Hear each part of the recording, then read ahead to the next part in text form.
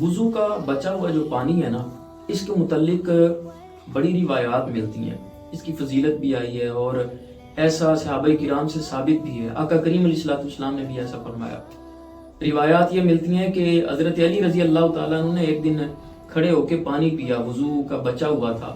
تو آپ نے فرمایا نبی پاک علیہ السلام نے ایسا فرمایا۔ حضرت صاحب بن یزید رضی اللہ تعالیٰ عنہ فرماتے ہیں کہ ایک دن میری خالہ مجھے لے کر نبی کریم صلی اللہ تعالی وسلم کی بارگاہ میں حاضر ہوئی، عرض کی یا رسول اللہ یہ بڑا بے چین ہے اور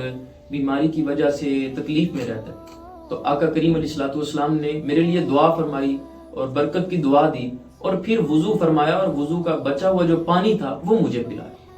اور ایک حدیث پاک ملتی ہے، نبی کریم صلی اللہ تعالی وسلم نے فرمایا وضو کا بچا ہوا پانی کھڑے ہو کے پی لینے سے 70 بیماریوں سے شفا ملتی ہے۔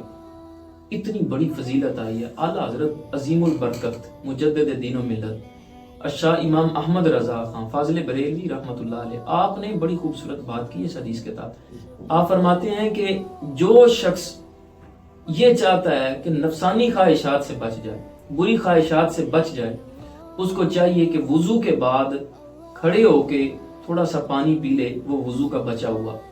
تو اس کی برکت سے وہ اپنی ناجائز خواہشات سے بچ جائے گا اور وہ ختم ہو جائے گی۔ اور اس سے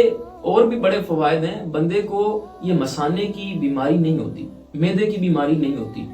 اور یہ جو گھٹنوں کی درد ہے اور کئی ایسی بیماری ہیں، اور سب سے بڑی یہ ہے کہ انسان کی جو ناجائز خواہشات ہیں وہ ختم ہو جاتی ہیں، ان سے انسان بچ جاتا ہے، وہ کم ہو جاتی ہیں۔